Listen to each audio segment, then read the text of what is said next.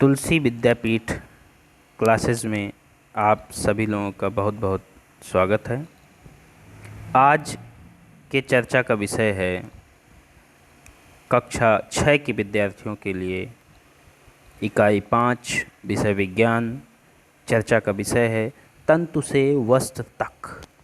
आज हम पढ़ेंगे तंतु से वस्त्र तक पादप रेशे, रेशेदार पौधे के उत्पादन के लिए भूमि का प्रकार, सूती धागे की कताई, धागे से वस्त्र, बुनाई, बधाई, वस्त्र सामग्री के इतिहास का परिचय। इतने टॉपिक आज हम पढ़ेंगे। तो शुरुआत करते हैं। क्या कभी आपने यह जानने का प्रयास किया है कि कपड़े, चादर, पर्दे, पावदान आदि वस्तुएं किन चीज़ों से बनाई जाती हैं? क्योंकि आप जानते हैं कि कपड़े तो आपके दैनिक जीवन की उपयोग की वस्तु है। ये सभी वस्तुएं मूल रूप से रेशों से बनी हुई हैं। कभी आप देखिएगा, अपने तौलिए को उठा के देखिए, अपने किसी भी कपड़े को उठा के देखिए, इनमें असंख्य रेशे मिले हुए हैं, तब ये एक कपड़े का रूप लिया है।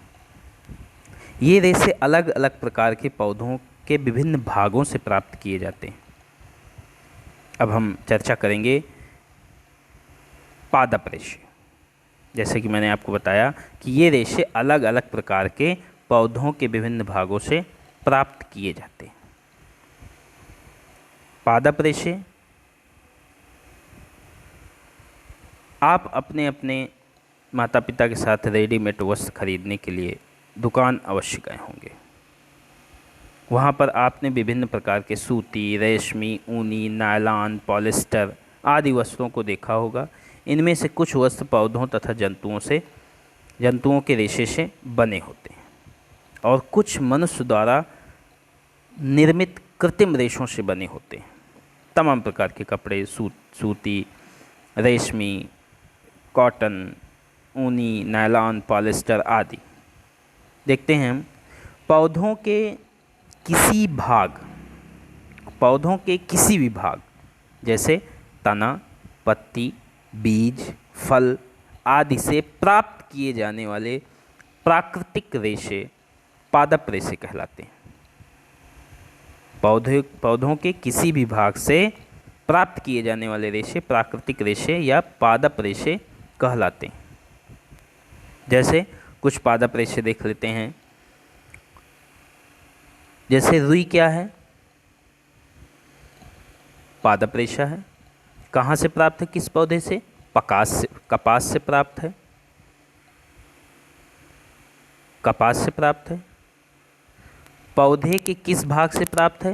बीजों से प्राप्त है। जूट क्या है? पादप रेशा है। किस पौधे से प्राप्त है? पटसन या सनई के पौधे से प्राप्त है। पौधे के किस भाग से प्राप्त है? तनों से प्राप्त है। फ्लैक्स क्या है?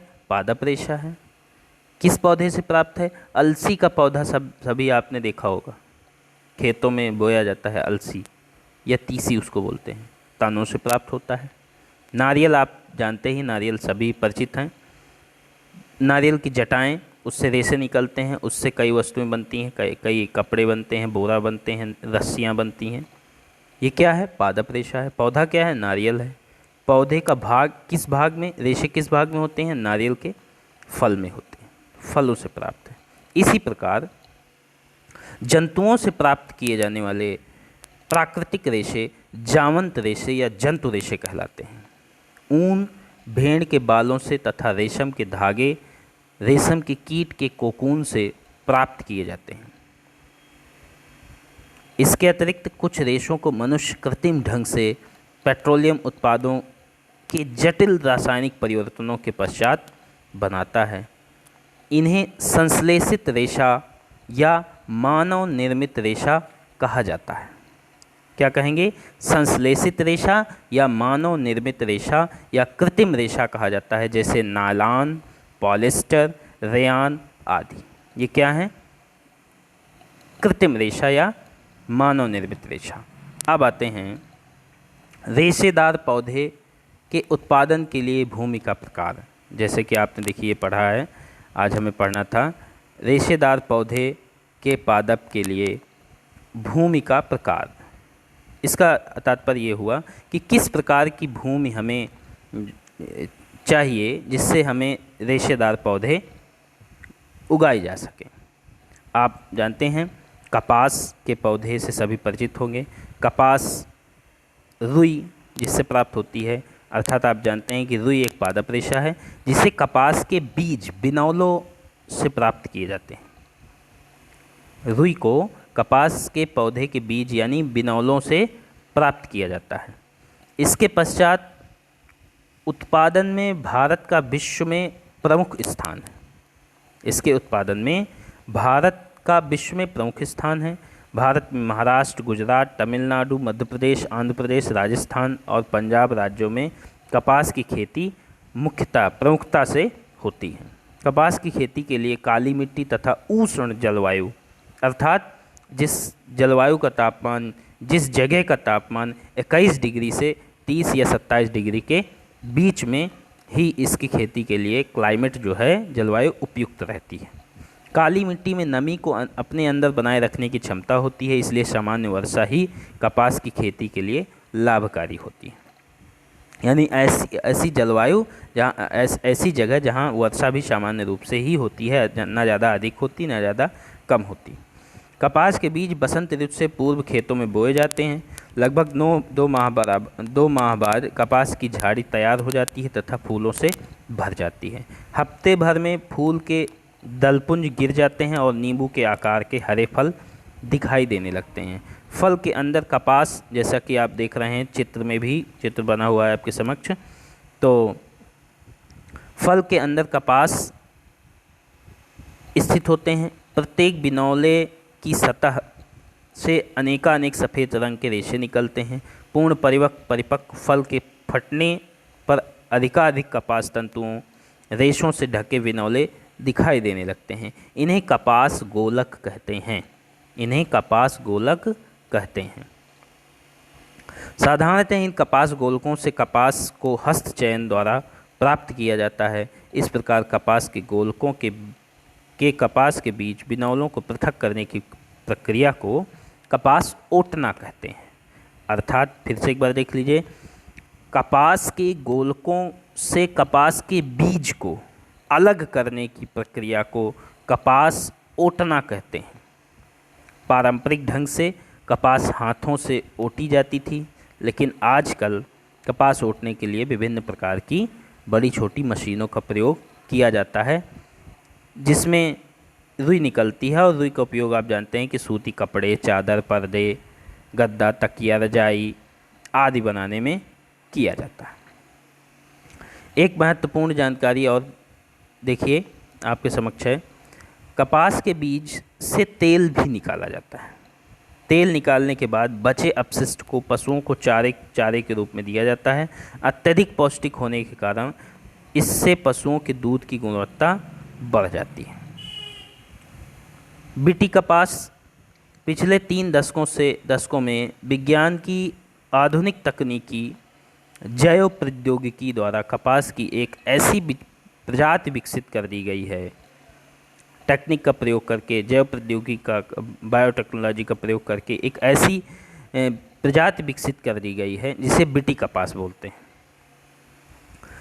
इस कपास के पौधों में सैकड़ों टॉक्सिन उत्पन्न करने की क्षमता होती है, जिसके कारण टॉक्सिन अर्थात जहर, ऐसा रसायन जिससे फसलों के कीट पतंग मर जाते हैं।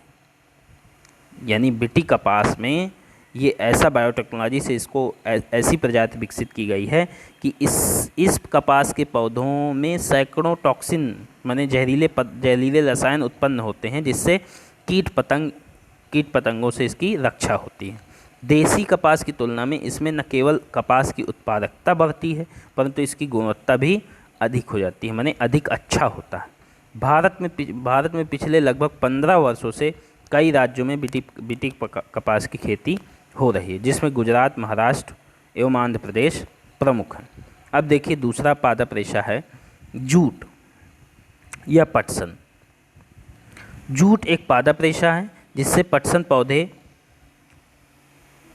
या सनई के तने से प्राप्त किया जाता है। भारत में जूट की खेती मुख्यतः पश्चिम बंगाल, असम, बिहार आदि में की जाती है। और पटसन की खेती के लिए कछार माने जलोढ़ मृदा की आवश्यकता होती है। पटसन के बीज वर्षा ऋतु में बोए जाते हैं। पटसन के पौधे 8 से 10 फीट लंबे होते हैं।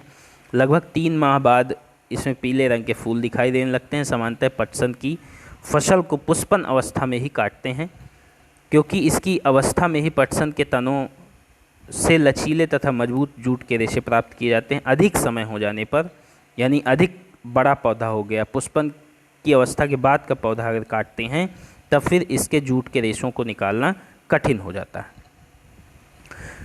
फसल की कटाई के पश्चात पटसन पादपों की शाखाओं, पत्तियों की सफाई करके तनों के बंडलों को बांधकर तालाब या किसी रुके हुए जल स्थान में डाल दिया जाता है। 5-6 दिनों बाद वो जब तने मुलायम हो जाते हैं तो उससे स्पष्ट रेशे दिखाई देने लगते हैं। और यह क्रिया इसलिए जल में जीवाणुओं की उपस्थिति के कारण होती हैं। यह प्रक्रिया पटसन की रेटिंग कहलाती है। क्या कहलाती है? यह क्रिया पटसन की रेटिंग कहलाती है। गले हुए पटसन के तनों को हाथों से झटक कर पीटा जाता है। तत्पश्चात जूट के तंतुओं को खींचकर निकाला जाता है। इस प्रकार प्राप्त जूट तंतु 6 से 8 फीट लंबे, हल्के पीले रंग के, चिकने तथा कपास के रेशों की तुलना में कुछ अधिक मजबूत होते हैं। जूट पटसन का उपयोग रस्सी, डलिया, बोरा, टाटपट्टी, दरी आदि बनाने में काम किया जाता है। आजकल जूट से बनी अनेक सजावटी वस्तुएं भी मिलती हैं। अब देखते हैं अगला टॉपिक क्या है। सूती धागे की कताई, धागे से वस्त्र बुनाई बंधाई। सूती धागे की कताई।